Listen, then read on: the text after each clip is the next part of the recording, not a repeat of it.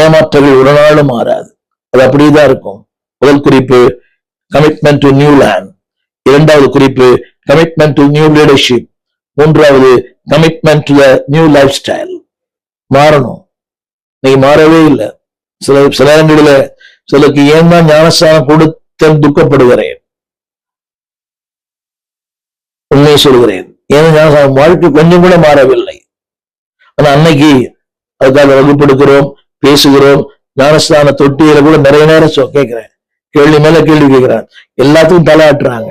ஆனா வாழ்க்கை மாறவே இல்லை. துக்கமான ஒன்று. என் நம்புகிற பிள்ளையே, you don't change your lifestyle, your life cannot be changed. உன்னுடைய வாழ்க்கையின் முறை மாறவில்லை என்றால் உன் வாழ்க்கையை மாற்றங்களே வராது. இது நான் அதாவது தவறாய் சொல்வதல்ல, இது உண்மை. நான்காவது குறிப்பு commitment to the new line. ஒரு புதிய அதாவது நியூ லைன் என்று சொல்லும் போது ஒரு புதிய வம்சாவழி. அவர் சொல்கிற வார்த்தை, அன்பான பிள்ளையே, அதாவது ஒரு இணைப்பு.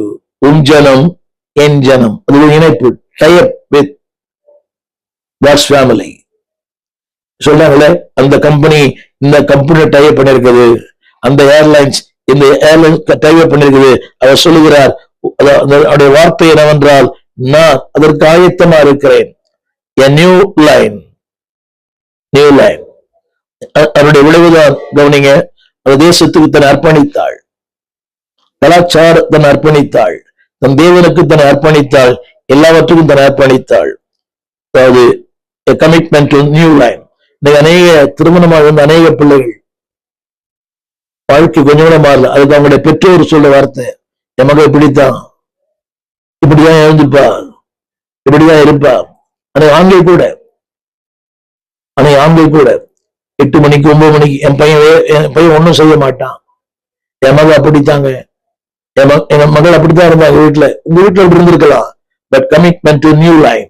ஒரு புதிய வழி, ஒரு புதிய நேர்கோடு, ஒரு புதிய பாதைக்கு அர்ப்பணியுங்கள். திரும்ப திரும்ப திரும்ப. அப்பொழுது மட்டும்தான் வாழ்க்கையில மாற்றங்கள் நிகழும். அடுத்த குறிப்பு கமிட்மெண்ட் டு நியூ லார்ட். அவர் சொல்கிறார், உன் தேவன் என் தேவன். 16ஆம் வசனம். உன் தேவன், உம்முடைய தேவன் என் தேவன். சொல்ல முடியுமா? சொல்ல முடியும். உம்முடைய தேவன் என் தேவன். இந்தியாவில் நிலைகள் வர அவருடைய நோக்கி ஜெபிப்போம். உம்முடைய தேவன் என் தேவன். இந்த இந்தியாவில் இருக்கிற 150 கோடி மக்கள் சொல்லும்படியாய் நம் கரங்களை உயர்த்தி ஆண்டவரை பார்த்து கேட்போம். உம்முடைய தேவன் என் தேவன். ஒவ்வொரு நாவும், ஒவ்வொரு மக்களும் எம்மில் அவர்கள் பாடினது போல இந்தியா